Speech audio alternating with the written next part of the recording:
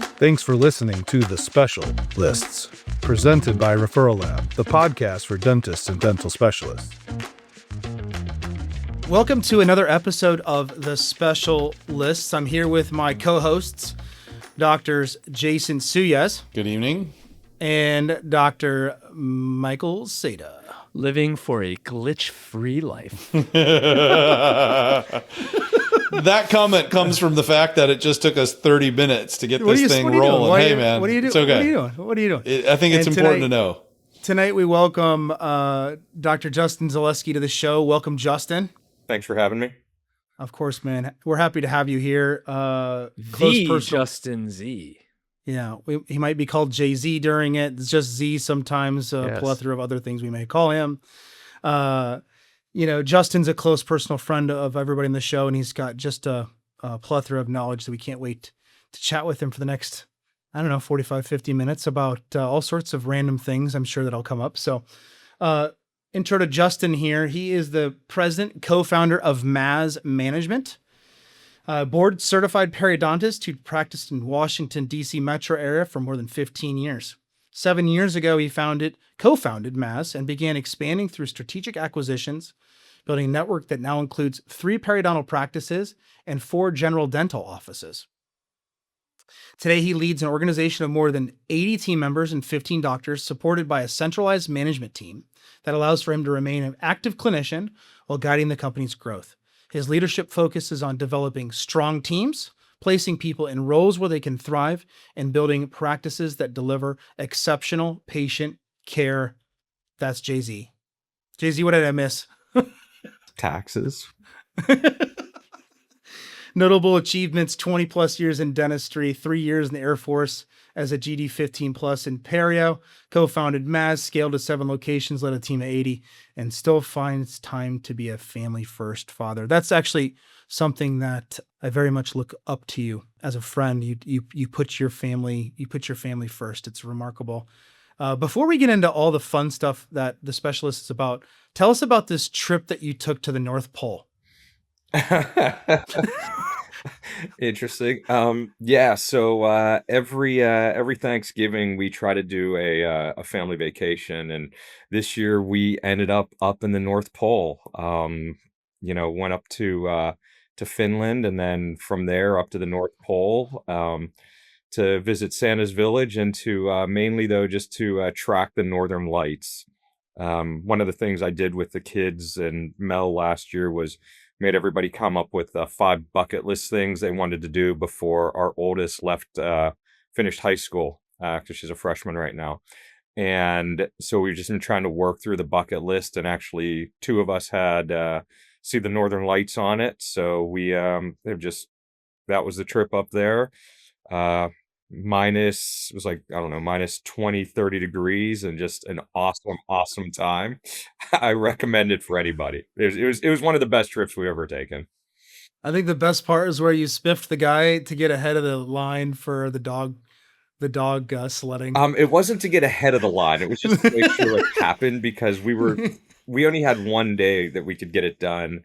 And they were sold out of spots. So it was one of those times where my wife was just like, go make it happen. And I did what I do. Sure. Well, let's jump into your first item, Justin. Strategic vision and big picture thinking. Why first, and fill us in a little bit on what you think about that. So, I'm involved in a couple different other organizations, and one of the groups that I've probably spent the last, 10 years of my life working with is Strategic Coach. And by far the most influential thing I've done, professionally and personally. Sure. It's the one thing that the beginning of the year goes on my calendar every year. First off, I won't miss that. And one of the things that they helped me focus on is their big thing is identifying unique ability. And, I thought my unique ability was a lot of different things, but working with them was really, I see the board from a 30,000 foot view. Sure. I can see what's coming and kind of usually predict the direction things are going a lot faster. So we seeing that big picture has allowed me to maneuver and really helped with running the organization. Sure. But back to the strategic coach stuff. When did you get into that? And tell us a little bit about like how that immediately affected how you run your business. Um, I mean, it's how, when did I originally get into it? Well, one of Because my, you've done like the EOS stuff, you've done a whole bunch of those different things, and this is and I know you quite well. This is one of the things that you've stuck with for a long period of time. yeah, I mean, I'm always looking for different things, and I mean, I try a lot of different stuff. But this is one that is really stuck, because it affects every aspect of my life. Both the business and the personal side of it. And I mean, I think that's the biggest takeaway of strategic coach is, it's accountability. I'm paying for accountability, and that's pretty much what I do. That's how they focus it, but it gives me a lot of other like-minded people. There's not many dentists in it, so I get to interact with a lot of other entrepreneurs, and we focus on a lot of big idea type stuff. Um, and right out of the gate, they made me kind of break up my life into three different buckets. There's where you're working on stuff, there's when you're thinking about the work, and then there's the personal time. So my whole life Sure. is broken down into those three buckets. Working on the business, doing the work, and then my personal free time. And I split everything up into thirds like that, and they've just really helped me systematize everything. Even to like one of the first tools that I used from them was an impact filter. And I mean, my whole life is all set up through impact filters, essentially having an idea of something I want to work on. And then you start from the back end of it, like what does success look like? And then work it Hmm. backwards. And then I like Sure. now to the point of who's involved in working on these, what's it take to get to my level. So I mean, my entire team, everyone who works with me and interacts with me, um, I give them a breakdown of my expectations. And it's another tool that I've picked up. We're like, okay, if we're Interesting. going to work on something together, these are the things that will annoy me. These are the things that are most important. This is what success looks like. And if you accomplish these things, we're going to be okay. So, I mean, there's no gray area really with me in that regard. I've heard Justin talk a lot about impact filters since I've known him. Jay, can you give an example of like one area where you've used that to kind of achieve a goal or implementation of some idea that you have? Because Justin's got a ton of ideas. He thinks outside the box better than anyone we know. And he's the leader of a huge organization. And so I think a lot of the structure that you bring to that is something that our listeners would probably really benefit from. Like for you, it's probably second nature, but for them, I think an example would be really neat. Yeah. So I mean, I think something we'll probably get into a little bit today is my new mentorship program that we're doing for associates. So that all started with an impact filter. So what was the goal? I wanted to create a mentorship program. What did it look like defined? What happens if I don't? What's the best case scenario, the worst case scenario? And then just outlining all of the steps of what I needed to do. So it broke the project down. Yeah. And then, Sure. so I like, again, I use it for everything, Yeah. I mean, even my kids now know that if they want to try to get something across with me, fill out an impact filter and we can talk You have about like it. blank copies laying around the Yeah, house. no, there are. I mean, everybody that interacts with me has copies Great. of these things on their Yes. phones, on their computers. There's print ones all over the office. I You're like, mother, did you fill out an impact yeah. filter? I know you want to talk go to about the mall. something if you haven't Impact thought it filter. through. It's the biggest time save I've ever implemented. Is that then why did you get the second dog? Why did we get? Because they Yeah, filled that out an didn't- that impact did not filter go about through how the they impact needed a filter. second dog. So they I mean, we've had a lot of pets. Okay, I mean, I could like the amount of fish that we've gone through. Like they thought I opened a sushi restaurant. All right. I mean, I was blacklisted from the pet store. So, and all of that stuff, all of the pets we've had have all been my oldest daughter Madeline's, and Abby never had a pet. And so she had to do something, and we made an agreement that if she accomplished something, then she could get a dog. And so she did it, and I'm holding up my end. So I got a second dog coming to ruin my life in 3 weeks. They thought I opened a sushi restaurant. But to bring it back to what we were talking about, like, being the leader of a big organization, it takes structure to be able to manage all of that. Yeah. Right. Impact filters being one of them. I think one of the other neat things about how you have things structured is like you have things broken down into departments and you have leaders of each department and how you organize that and meet with those leaders. Can you touch a little bit on just in terms of like, for a lot of us, the thought of a multi-practice, multi-location situation is a lot to digest. Yeah. But for you, it's like you thrive in it, right? And so the way you organize it, I think, is a big part of your success. I think, well, look, I mean, it's no secret that my secret weapon is my wife, Melanie, who helps me run all this. I mean, she founded this with me as the co-founder, and her skill set as she was an implementer and worked at a large scale consulting company. So coming into dentistry is a no-brainer for her, and she brings a lot of that. But I mean, our org chart is pretty set up, and everybody understands how our org chart works. And that's beneficial for the entire team because everybody knows who they answer to. I mean, I have 2 different operations managers, but they're also, and everyone knows who to go to for specific things. We're very defined in who takes care of what.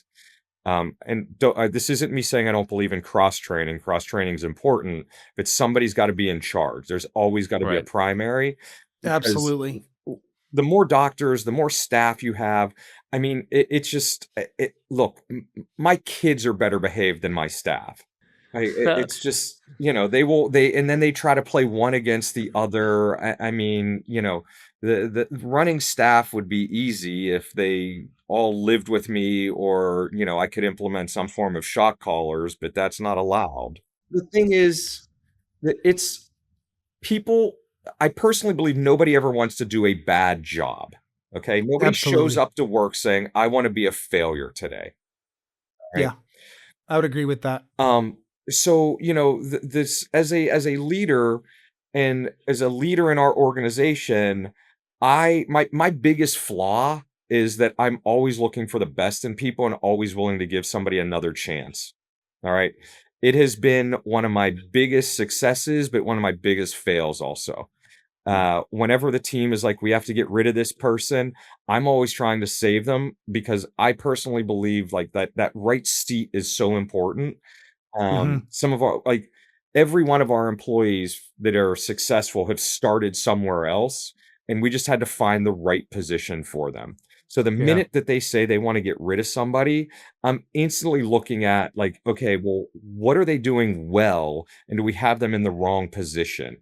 So I always want to try to move somebody within the organization as opposed to letting them go. Now, sometimes the right seat for that person is, on a bus leaving our office, but, you got to find the right seat.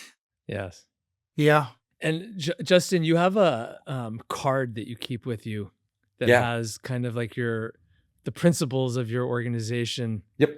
Kind of front and center. Yeah. Can you talk a little bit about what those are and how you guys kind of live each day to achieve those? Because I think they're great. They're very well thought out. And I think worth talking about. Yeah. I mean, look, it's no secret that like I am a quick start, like to the nth degree. Like I'm a go. Like I've jumped off the cliff before I've even thought about like, what the consequences. Like I'm halfway falling before I even think about it. So we were very intentional in how we hire and the people that we hire to help me with that flaw that I have. But so you're talking about our core values, Seda, that you brought up. I mean, our core values, we live them every day. We hire based off of them. We fire based off of them. We promote based off of them. And it's a constant, I mean, the one that is why don't you just read them off? Read them off. Cause I think they're succinct and I think worthwhile. Yeah, so you have to be accountable, you have to be growth mindseted, you have to be funergetic, and you have to have a we mentality. It's simple. Simple, simple. Yes. Funergetic. What's funergetic? Funergetic. So I've never worked a day in my life. Like, I believe, you have to have fun. Dentistry sucks. Nobody likes it. The patients don't like it. The team doesn't like it. It's like, you have to have fun. I mean, the thing I preach to every new hire is, you got to remember, we hurt every patient twice. They come in the back, have the procedure done, then they have to come up front and pay for it. Like, nobody likes the dentist. Okay. I'm not even sure how to respond to that. Yeah. That's truth. It's 100% true. So, I mean, here's the thing though. Just off of that thing, we know that the two most impactful times of any appointment is the beginning of the appointment and the end of the appointment, right? Absolutely. So how they enter and how they exit.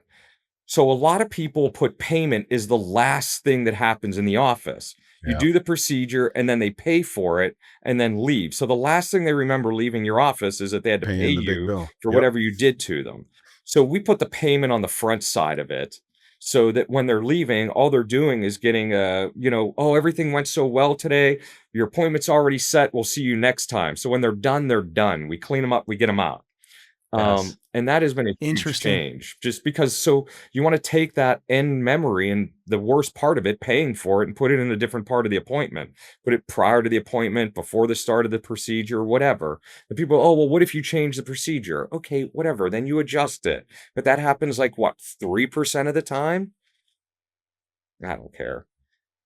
Yeah. So funergetic is just like, we like to have fun. You will hear in our office, even in our surgical office, there is laughter all the time.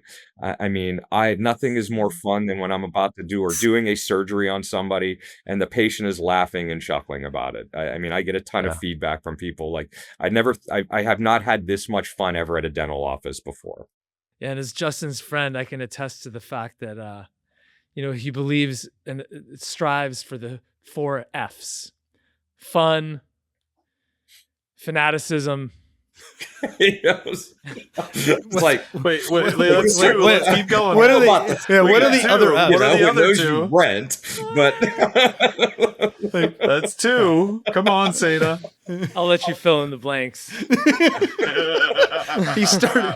He started with 4 and realized he had 2. No, he had 4. He just realized he probably shouldn't put the other ones out there. Oh man! All right, let's skip to the second point here. All right, Which Justin actually talked a little bit about this in the previous point, but the idea of agile leadership and organizational adaptability. Yeah. Now I have been privy to a Tuesday morning phone call a couple times during our friendship, in which Justin's making an agile change. What was it, 2 or 3 years ago? You called and you're like, Cam, I'm the HR director this morning, right? And you're like, hey, I got to get some different people in different seats. And so you talked a little bit about this, but go in a little more depth on what you mean about organizational adaptability, Jay. So look, we're getting to that size. And I mean, I think every organization struggles with this. Change is hard for everybody. Nobody likes change. It's uncomfortable, but it's necessary. And I love change. I mean, my team has guardrails that if things are going too well, they know that I'm going to come in and try to blow something up, like it's just because I'm always looking for what's the other shoe to fall. So if things are going too well, you need to be worried. I usually feel, it's my highly optimistic personality that I guess goes that way. But organizational adaptability is like, I believe in change. I want to always constantly be improving. So if you don't have change, you can't improve, then you're stagnant. And as the organization gets bigger and larger, it's harder and harder to make changes. It's like a small boat versus a big boat. When you're in a small speedboat, you can make the change and the turn quickly. Sure. As the boat's bigger, it's harder to make that change. So I'm always forecasting. And as the CEO of the organization, my primary job is don't hit the iceberg. Yeah. My father-in-law said it best. He operated a fair amount of restaurants, and he said, Cameron, you ever try to turn the Titanic? Right. Yeah. No. So as you add more people, as you add more initiatives, as you add more offices, as you add more patients, it gets harder and harder to turn. It does, but Yeah. you have to be willing to make those changes, because as you get bigger and bigger, the mistakes become more and more costly. For sure. Yeah. You know? I think that's one thing that you're good at too, is you're able to make that, you're able to identify those things quickly, Jay. And so you typically shift quickly, which is obviously where I hope we talk about it before the end of the night goes, that clinical leadership function that you're moving into. Mm-hmm. Yep.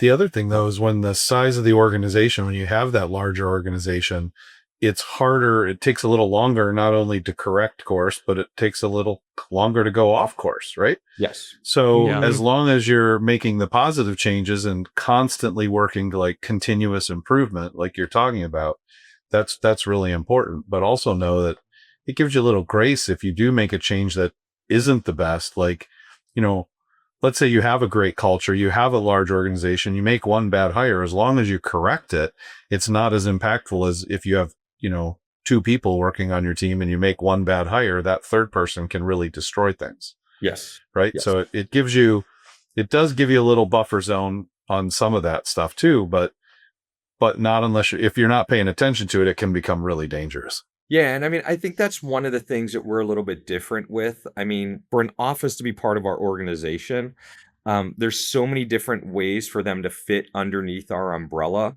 whether they are branded into one specific line or whether they're an offshoot of something else.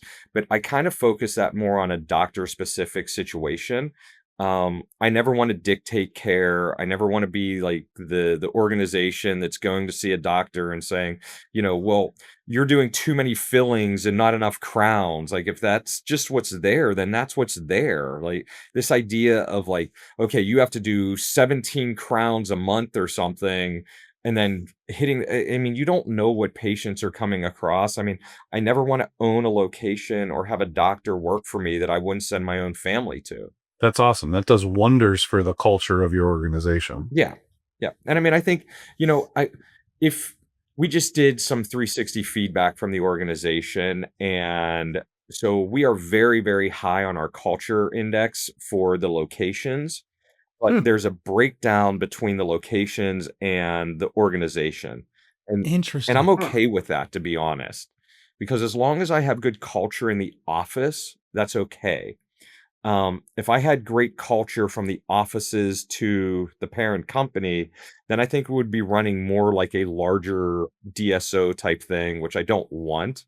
So I actually like that there's that little bit of breakdown there. So you don't mind running them like they're separate brands? No. We only have a couple rules. Like, I mean, we're in the process of bringing on 2 offices that we don't own that are going to be using our centralized services right now for some different things. And the rules that we implement on them are the same rules that we implement on the practices that I own. And it's pretty much like you have to use the same software we use, because if you're not on the software, I can't do anything. I mean, you have to, and then for my practices, they have to be using the same banking as I am, but that's for legal reasons. But you have to be on the same software, and you have to have the same phone system, because if you don't have those things, then there's really not much I can help you with, because I need to be able to have access from anywhere. How do you deal with that? You don't want to dictate care to the doctors that you work with, but yet you definitely have levels of standard of care within your organization. Mm-hmm. How do you separate the difference in those? So, right now I still wear the hat of the clinical director of the organization, because we're not large enough for me to step out of that role. So, we spend a lot of time reviewing treatment plans, and I spend time with all the doctors, and we're constantly, I'm a numbers guy. So like, give me data and I love to break it down. Like that's what's so great about Referral Lab is the data that I can use to, judge my doctors and benchmark them against. So, if I have a doctor that Referral Lab, if I have a doctor, that is, You had to. constantly You said it. complaining about needing more new patients, I mean, the first thing I go look at is, what's their case value? Right. And like I can dictate whether this doctor is burning through patients because they're not treatment planning or where their deficiencies are. And those are the things that in our mentorship programs that we're constantly trying to identify and look and see how to fix these things. Helps you find some holes where you can, plug some of the holes of the buckets, right? It does. Yeah. But it's not even about plugging the holes. It's really about identifying. I use it more for identifying the level of doctor that I'm working with. Explain that more. So, we benchmark, we keep scorecards on all our doctors. And then each month we do a monthly scorecard review with each doctor. So we're looking at their number of new patients. The key things I look at is, I want to know how many new patients they got. I want to know how many treatment plans were presented. I want to know their case acceptance rate. And then I want to know what their average case presented, their average case accepted is. And then we have different benchmarks that we hold different doctors based off of experience, or whether they're a lead doctor or a secondary doctor in a location, or how much time they've been out. And so I use those numbers to benchmark them against each other. So the balance with some of these organizations, though, right? Like the challenge that doctors always want when we join organizations is, I want to be in charge and in control of my own destiny. But then how do you balance that when you're like, listen, like, here's how everybody else in the organization is doing, and here's how you're doing, right? Like, so how do you give them the coaching that they need without interrupting their autonomy?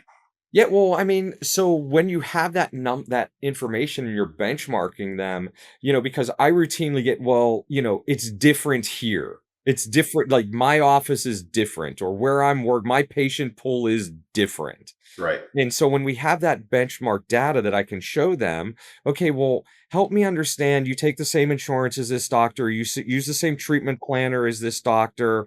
How are your numbers so off from this? I'm not saying you're doing something wrong. I'm saying we've identified an area that we need to look at. Right. And routinely, it comes down to usually two things. It's a confidence issue or a desire to be liked issue. Absolutely. Those are the two problems Affirmation. that I run into every single time Absolutely. when I have to coach an associate. It's never anything other than that. Or, I take that back. There is a third type. It's confidence. It's the desire to be loved, or they are just money hungry SOBs that you got to get rid of. Yeah. All right. And I can pick them out in a second Quickly. because their case values are like, they're taking insurance and I'm fee for service, and their case values are higher than mine. All right. We got a problem. Like, this person doesn't belong here because everybody has a $20,000 treatment plan. Like, all you're trying to do is just squeeze whatever you can out of a person. Not saying it's right, not saying it's wrong. It's just not part of my organization. Love that. Yep. Good. But you're saying it's wrong. I'm not saying it's wrong. It's wrong for his organization. He's got the jacket on. He's being The agreeable. board is saying it's wrong usually. Yeah, the board of dentistry in whatever state you're in. Tell me you feel it's wrong without telling me you feel it's wrong. Yes. Right. Justin's turning over a new leaf on the podcast. For those that can't see that are listening, he's just smiling and shaking his head.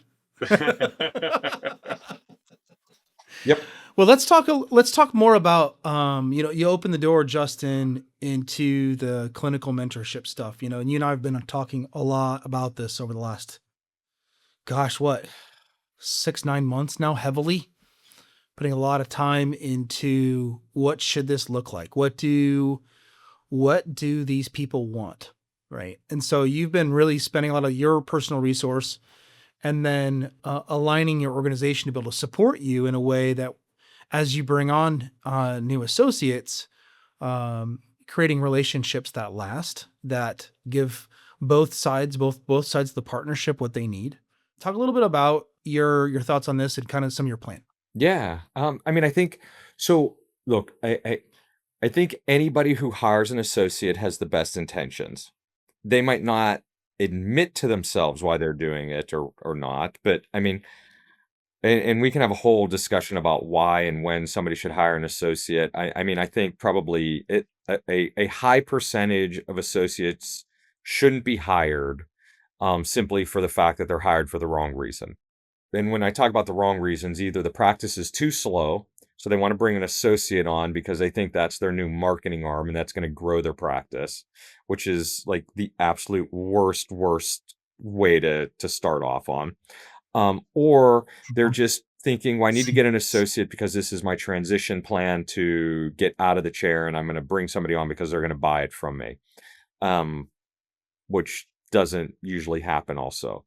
And I mean, this has been a 12-year experiment for me that I've been working on this. And what I probably talk about today will be different a year or two from now because it's constantly changing. And it took me this long to even identify the paths of associates. And I think the other thing is we as doctors, and I'm going to speak to doctors who are, like single or 1 or 2 location doctors and bringing on an associate. I think when they look at bringing an associate on, they're looking more for like, okay, this is going to be the person that I want to bring on. I want to mentor and I want them to transition and take over my practice. So this is my exit. Because I think that's kind of the standard approach that occurs a lot of times. Sure. And I think we don't believe or don't want to believe that most associates take the position as, okay, this is something I'm going to try out because I need a job, but have very little intention of this ever being their long-term home. If it works out, great. But if it doesn't, they're ready to pick up and move. And there's this idea of getting somebody out of school to take over your practice and the first person you hire working out, it's a rarity. I'm not seeing it. We just can't compete with the large DSOs and what they can offer these people. But I disagree with that too. But not everybody wants. Yeah, go ahead. There's things that we can offer them that the DSOs can't. For example, yeah, go ahead. The mentorship part, like the people in the DSOs, like my experiences of what I've seen in these organizations, is the mentorship's harder to get. Typically the people, you get people in most, and I'm generalizing a little bit, but most DSOs that I've seen, the senior doc sold because that's their exit plan. They don't want to put in the time to mentor, which is very different than how Justin's approaching this, right? Well, when you're saying we can't keep up, they have better benefit plans. Typically, they have better health insurance because the size of the organization absolutely does matter in those. But someone coming out of school will make more money joining a large DSO their first year out than they will in a traditionally in a standalone practice.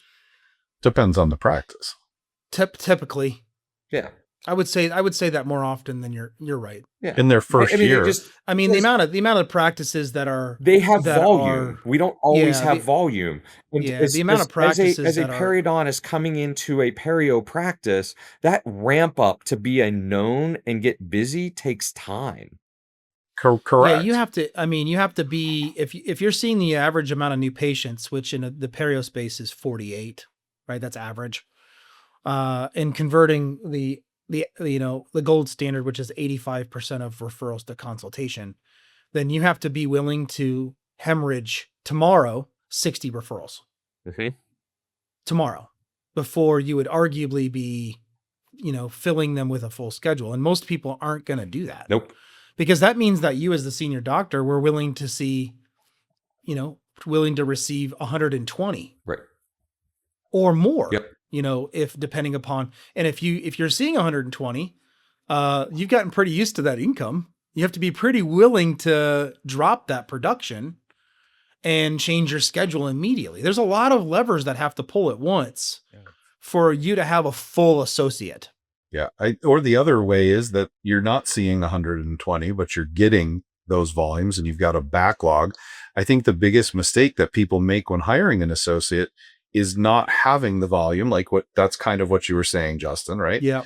The biggest mistake that's made is not having the volume. Like the idea of, my associate's going to be my new marketing arm. Like you said, they're going to grow my practice it's total horseshit. It just doesn't happen. And it's not fair to these kids coming out of school. I'm busy. I need an associate. I'm booked 3 weeks out. Yeah.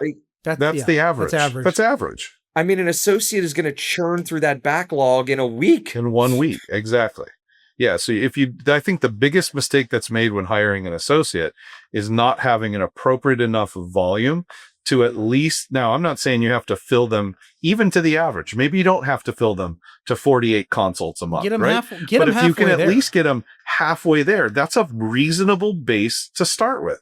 Then to expect them to grow it from there, it's reasonable. But you know, maybe you have a different opinion, it looks like by your facial expression. Yeah, listen, it's no, I don't think it's even about having a backlog. It's about having conversations about setting reasonable expectations.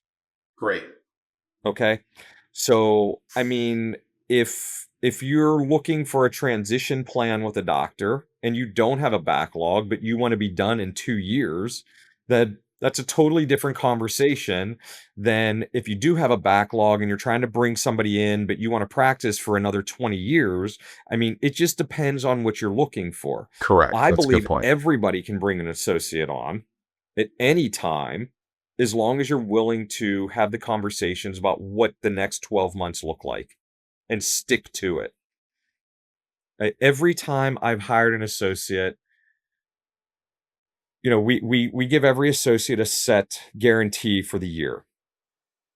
Okay, we guarantee that to them. But then I will sit down and work out with them what my expected production by month for them over that first 12-month period looks like. All right. So we do every month, like what the expected goal for the month is. And I'll usually pick somewhere at like that, like between the 5th and 7th month, I'll put an X on the timeline. So I create a timeline and we lay it all out. And then I put an X on it at like the 6th or 7th month mark. And now I make them sign it. And then I put that away. Yeah, it's contract. All right. The reason being, when we're sitting there going through this and we're talking about hiring, they would all love to hit those goals for the month by month thing of their production, and they're on board with it because they work with me to help them set them and stuff. And then usually come around month 5 or 6, something usually changes, and you can usually pick up on it if you're aware of it. Then you start having conversations and they start saying they're not busy enough. They don't feel busy enough. They're not productive enough. And then I pull that paper out and we talk about, I said, remember when we put this X here and I said, we'd talk about this later? I said, this is us talking about that later. I said, tell me what has changed from 6 months ago when you were happy at the production that you said you would be happy with. Yep. You're out producing it and now you're not happy. Yep. And it happens every time. What's the response usually when you have that conversation? Oh. So it brings some clarity for them.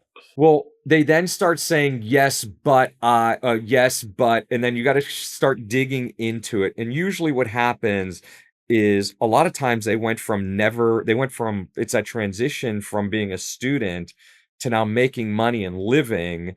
And in a lot of cases, we don't realize this, but this is the first job a lot of these people have ever had in their life. Like ever. And they're making money and they're starting to realize like, oh crap, there's these things called taxes and I have to start paying for, groceries and stuff. And they don't realize how to budget money. So it's really more a budget conversation than it is anything else. Agreed. But it happens every single time. I think that's probably especially difficult in an area like yours that has an extremely high cost of living. Yeah. Yep. Yeah. I mean, in this area, they just put something out that if a family is making less than $150,000 a year, you cannot live in the area. Wow. Yeah, it's crazy. Brutal. Yeah. What else on that topic should we talk about, Justin? Because it's been a talk a little bit about so mentorship, your onboarding, your onboarding changes. Talk a little bit about your check-in changes, how you're planning to communicate with these individuals in a group setting clinically. Some of these things that you're looking to adopt and evolve that you've done recently.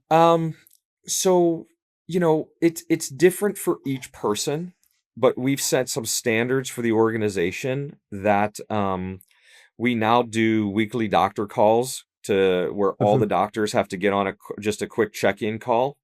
And we just do a quick roundtable. Sure. And then we have a monthly meeting that all of the doctors are required to show up for that has an agenda that we cover. It's just a way for me to get all of my and I have a different one for the general and one for the specialty one. So we do that. And then you have your monthly scorecard review. And that's a standard for every doctor. And then for a new doctor on the mentorship, What's on the scorecard review before I don't want to interrupt you. I want you to finish that up, but to go back to what's on the scorecard review. so our scorecard review, we attack it from a couple different aspects. We look at the numbers that we talked about before, number of new patients, your collections, your acceptance rate, average case value, average accepted value. So we have discussions about that. And that usually then leads into, then we have it's an hour meeting every month. So we talk about that. Then we review some treatment plans and just start looking to try to identify some areas where there's some problems. Like, okay, you're at 100% acceptance on implants, but you're at 3% on your tissue graft cases, and start having discussions about that. So we identify areas that we need to focus and work on with that. And then we start having our marketing conversations where we bring our marketing team in. And we are talking about like, okay, who are the new referrals? Who's trending up? Who's trending down? Who's new? And then we set like our marketing cadence for the next month at that meeting. Because we try to set the marketing 1 month in advance. And we've gotten it very, dialed in now where it's more intentional as opposed to just market spray and pray. Yeah, no, it's really dialed in on who and how and what we do in those situations. And that's what happens for every doctor in the org on the specialty side. Every periodontist has those 3 things that occur org wide. And then the mentorship's a little bit different. When you're coming on board, we have a lot more interaction with me. I have usually daily phone calls because I don't work with every doctor every day because I move around the offices. So I don't have that ability to be with every co-associate, but I do talk to them every day. Then we have a weekly like treatment planning conversations. And we spend a lot of time teaching them how to talk to patients. I find that's one of the biggest issues. So we record all of their new patient exams. And I review those with them. And then we're building out a catalog of other cases so that, I have all of mine recorded and stuff so that I can show them, all right, well, look, you were talking about a full arch case here. Let me pull up a couple ones that I've done so you can kind of see how I've presented them versus how you've presented them. But you have to have a lot of discussion beforehand with them before you just say like, okay, we're going to be recording, because it's an awkward situation for most people. But I've always recorded myself for different things. I used to, even as a resident, I would record myself doing like my lit review presentations just so that I could watch them just to see. Do you record yourself weightlifting? I not all the time, but I have, yeah. You did. Yep. You're so vain. It's if I'm trying to change a lift for a certain reason and add I know, I'm just heckling for a reason. It's more for technique. So yeah. Final topic, quick. We got a couple more minutes left. Let's talk about team development. Or actually, Justin, would you rather talk about team development, strength-based leadership, or practice growth and integration? Let's talk about the team. Okay. I'm fine with that. Do it. Team development, strength-based leadership, identifying people's unique abilities and placing their roles where they can thrive. Talk about it. Yeah. I mean, this goes back to what I said earlier about like trying to find the right seat for people, and then giving them the tools to grow and develop. I'm a big proponent of trying to hire from within and promote from within. We are always looking at bringing people up through the organization. Everybody who's in my leadership, we haven't hired into leadership in quite some time. Usually it's somebody who's within the organization that we've identified, and then we kind of build them up. Every employee in the organization has a 5-year plan. Doesn't matter what you do. Nice. When you start, every single person has a 5-year plan. I didn't know that. That's wonderful. I think that, like, you look at some of that stuff, Justin, and you can see how strategic coach has influenced you, because that is not something you'd hear from a typical, I don't even think I've heard that before in the dental space, and taking the ownership, knowing that it's your responsibility to support your team, making them feel that you're invested in them is half the battle. Yeah. How can I get you to where you want to go? Right.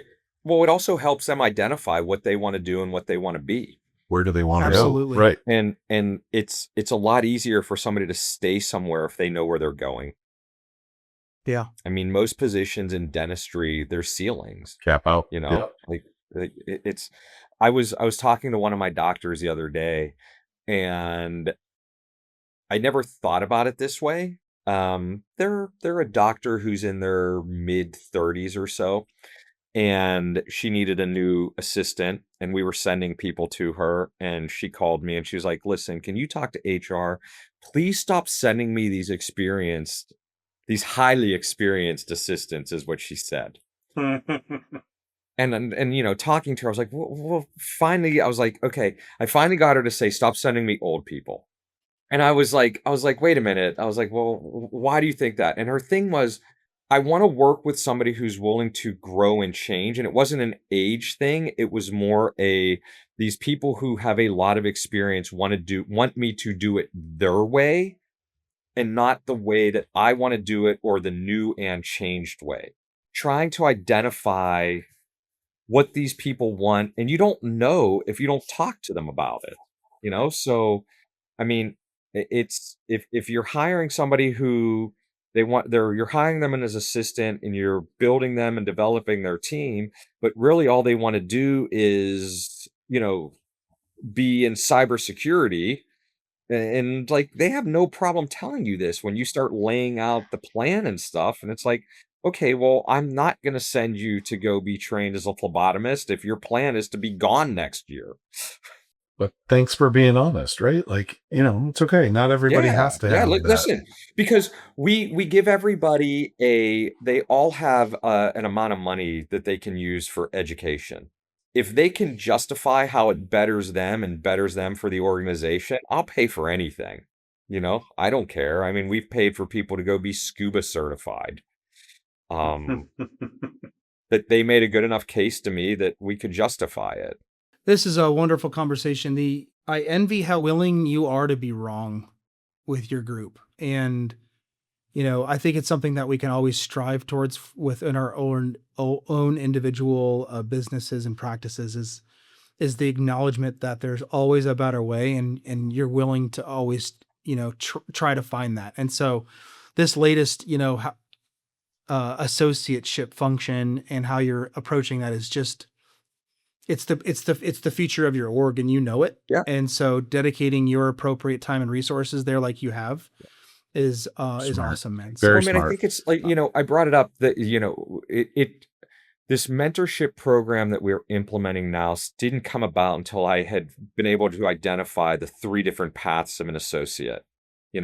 Every associate starts, and then they ramp up.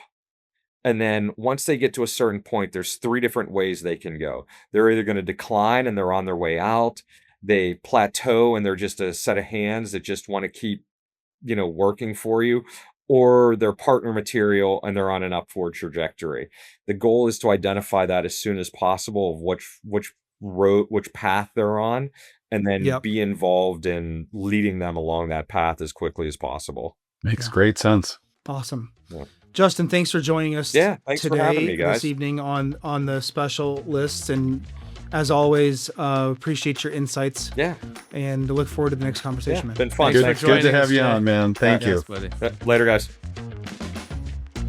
Thanks for listening to The Special Lists, presented by Referral Lab, the podcast for dentists and dental specialists, featuring a special list from a specialist.